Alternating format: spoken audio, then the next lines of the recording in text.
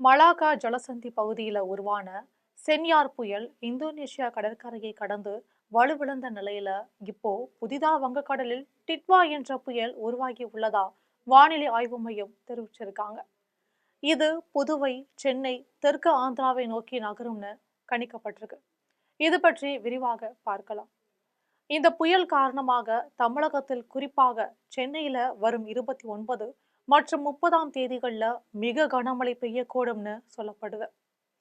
அந்தமான் அருகே மலக்கா ஜலசந்தி நிலவிய ஆழ்ந்த காற்றழுத்த தாழ்வு மண்டலம் புயலா வலுப்பெற்றுச்சு. இந்த புயலுக்கு ஐக்கிய அரபு அமீரகம் வழங்கிய சென்யார் என பெயரிடப்பட்டாங்க. இந்த புயல் இந்தோனேஷியா அருகே கரையை கடக்கும் என்று வானிலை ஆய்வு மையம் தெரிவிச்சாங்க. ஆனா மலாக்கா ஜலசந்தி பகுதியில உருவான சென்யார் புயல் இந்தோனேஷியா கடற்கரையை கடந்து அதோட வலு விளந்திருக்கு. இந்த நிலையில வங்கக்கடலில் மேலும் ஒரு புயல் உருவாக வாய்ப்புள்ளதா வானிலை ஆய்வு மையம் தெரிவிச்சிருந்தாங்க. வங்கக்கடலில் நிலவும் ஆழ்ந்த காற்றழுத்த தாழ்வு பகுதி காற்றழுத்த தாழ்வு மண்டலமா வலுப்பெற்றிருக்கு. தென்மேற்கு வங்கக்கடல், தென்கிழக்கு இலங்கை பகுதியில காற்றழுத்த தாழ்வு மண்டலம் நிலை கொண்டிருக்கு. இது மேலும் தீவிரமடைந்து அடுத்த 12 மணி நேரத்துல ஆழ்ந்த காற்றழுத்த தாழ்வு மண்டலமா தீவிரமடையும்னு சொல்லப்படுது. அடுத்த 48 மணி நேரத்துல மேலும் தீவிரமடைந்து புதுவை, சென்னை, தெற்கு ஆந்திராவை நோக்கி நகரும்னு சொல்றாங்க. இந்த சமயத்துல காற்றழுத்த தாழ்வு மண்டலம் புயலாக வலுப்பெற்றுள்ளதா வானிலை மையம் தெரிவிச்சிருக்காங்க. அதாவது வங்கக்கடலில் டிட்வா புயல் உருவாகியிருக்கு என்றும் தற்போது இலங்கை அருகே நிலை கொண்டுள்ள காற்றழுத்த தாழ்வு மண்டலம் மணிக்கு 17 கிலோமீட்டர் வேகத்துல வடமேற்கு நோக்கி நகர்ந்து வருதாம். சென்னையில இருந்து 700 கிலோமீட்டர் தொலைவுல மையம் கொண்டிருக்கதா சொல்லப்படுது. ஏமன் நாடு பரிந்துரைத்த டிட்வா என்ற பெயர் இந்த புயலுக்கு வைக்கப்பட்டிருக்காங்க. இது இரண்டுக்கும் இடையே தமிழகம், புதுச்சேரியில் உள்ள துறைமுகங்களில் 1ஆம் எண் எச்சரிக்கை கூண்டு ஏற்றப்பட்டிருக்கு.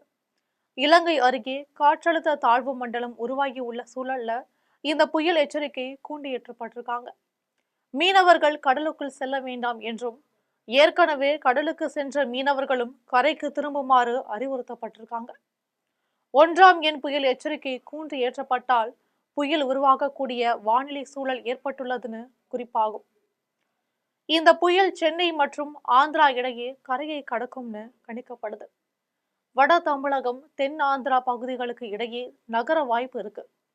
இதனால வரும் 29 மற்றும் 30ஆம் தேதிகள்ல சென்னை, செங்கல்பட்டு, கடலோர மாவட்டங்களில் மிக கனமழை முதல் அதி கனமழை பெய்ய வாய்ப்பு இருப்பதா கணிக்கப்படுது.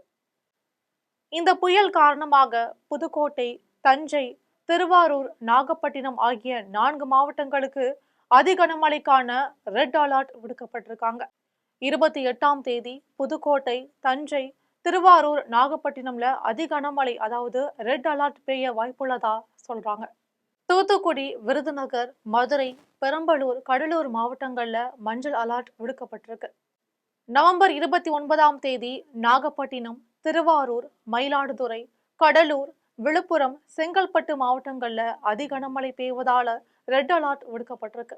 அதே நாள்ல தஞ்சை, அரியலூர், பெரம்பலூர், கள்ளக்குறிச்சி, திருவண்ணாமலை, வேலூர், ராணிப்பேட்டை, காஞ்சிபுரம், சென்னை, திருவள்ளூர் மாவட்டங்கள்ல மிக கனமழை அதாவது அங்க ஆரஞ்சு அலர்ட் விடுக்கப்பட்டிருக்காங்க.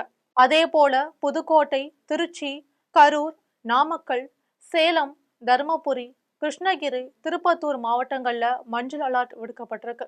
நவம்பர் 30ஆம் தேதி செங்கல்பட்டு, காஞ்சிபுரம், ராணிப்பேட்டை, சென்னை, திருவள்ளூர் மாவட்டங்கள்ல மிக கனமழை அதாவது ஆரஞ்சு அலர்ட் விடுக்கப்பட்டிருக்காங்க. அதே போல தருமபுரி, கிருஷ்ணகிரி, திருப்பத்தூர், திருவண்ணாமலை, வேலூர், விழுப்புரம் மாவட்டங்கள்ல மஞ்சள் அலர்ட் விடுக்கப்பட்டிருக்கு.